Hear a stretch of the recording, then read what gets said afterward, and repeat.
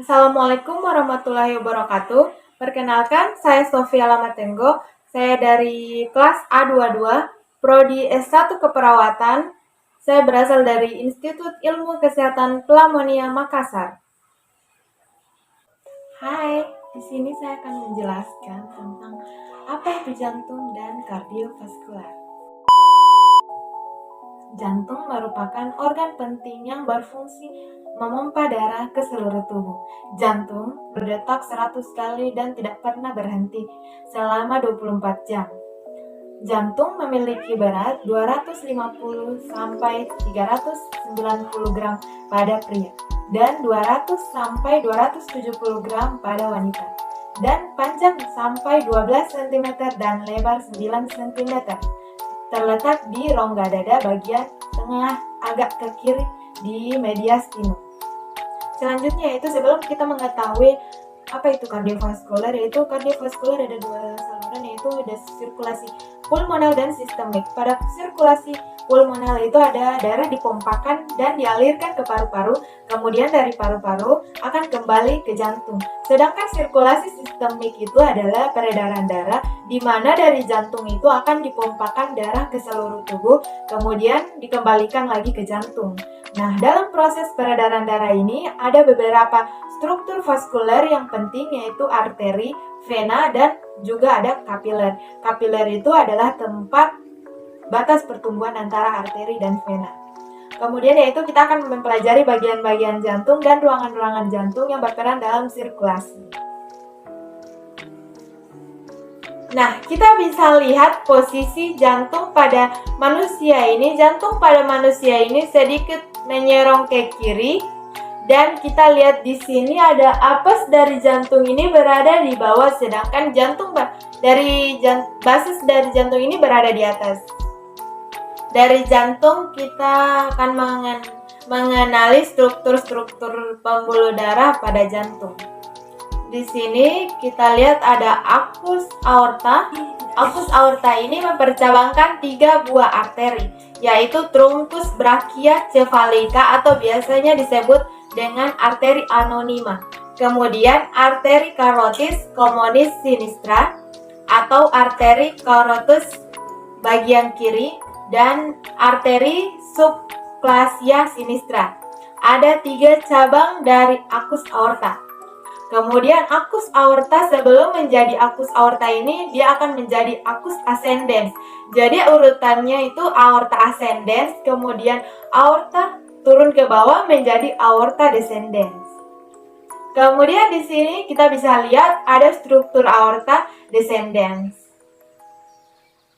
Nah, kemudian ada yang disebut dengan truncus pulmonalis, merupakan bagian dari arteri pulmonalis. Nanti truncus pulmonalis ini bercabang menjadi 2, yaitu arteri pulmonalis kiri dan arteri pulmonalis kanan. Yang terlihat dari gambar ini yaitu hanya pulmonalis kiri.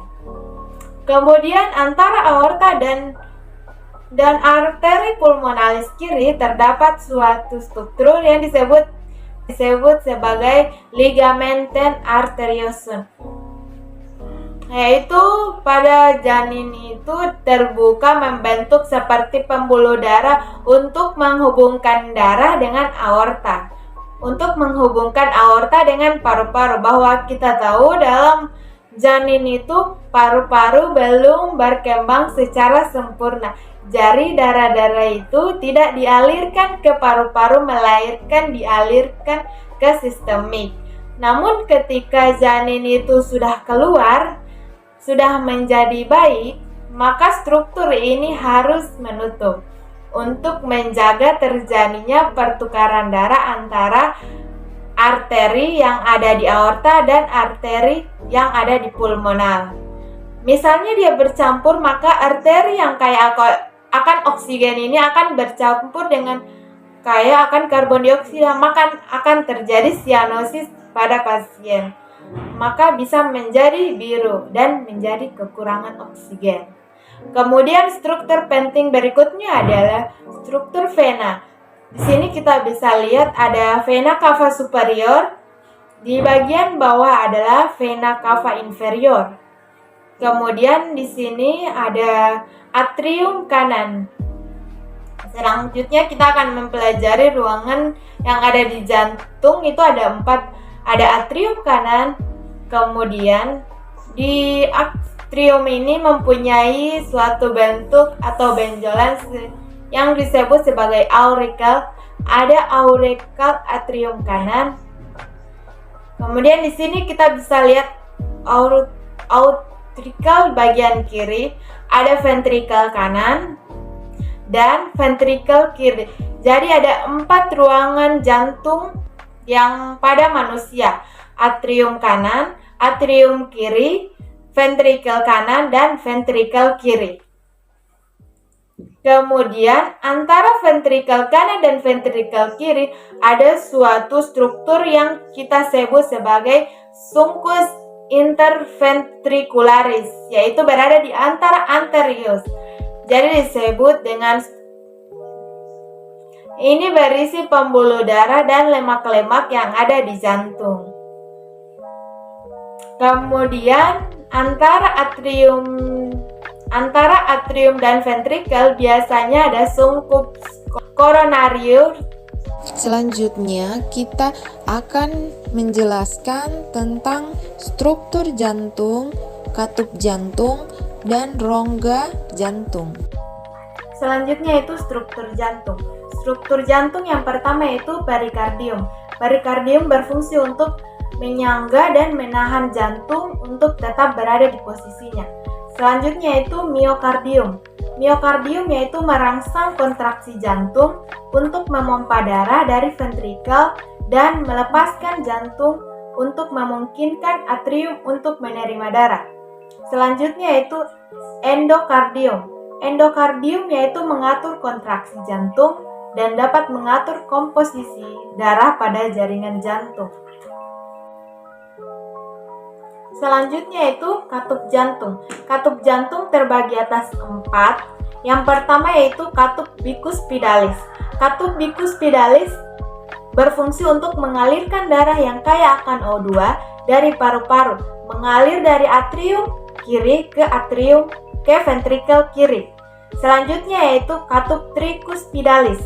Katup tricuspidalis berfungsi untuk mengatur aliran darah dari atrium kanan dan ventrikel kanan. Selanjutnya itu katup aorta. Katup aorta berfungsi untuk membuka jalan bagi darah yang kaya akan O2 untuk dilewati dari bilik ventrikel kiri ke aorta. Arteri terbesar di tubuh yaitu aorta. Selanjutnya itu katup pulmonalis. Katup pulmonalis yaitu mengatur darah dari ventrikel kanan ke arteri pulmonalis yang membawa darah ke paru-paru untuk mengambil oksigen. Selanjutnya itu ada rongga jantung. Rongga jantung yang pertama yaitu atrium kanan. Atrium kanan berfungsi untuk menerima darah kotor dari tubuh yang dibawa oleh pembuluh darah. Selanjutnya itu atrium kiri, berfungsi untuk menerima darah bersih dari paru-paru. Selanjutnya yaitu ada ventrikel kanan. Ventrikel kanan berfungsi untuk memompa darah kotor dari jantung ke paru-paru. Selanjutnya yaitu ventrikel kiri, berfungsi untuk memompa darah bersih dari jantung ke seluruh tubuh.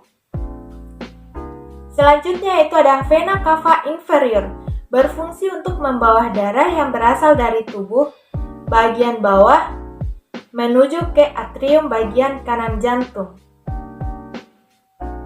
Selanjutnya yaitu vena cava superior, berfungsi untuk membawa kembali aliran darah yang mengandung CO2 yang asalnya dari seluruh tubuh bagian atas menuju ke jantung. Baik, sekian dari saya. Lebih dan kurangnya saya mohon maaf. Wabillahi taufiq wal hidayah. Wassalamualaikum warahmatullahi wabarakatuh.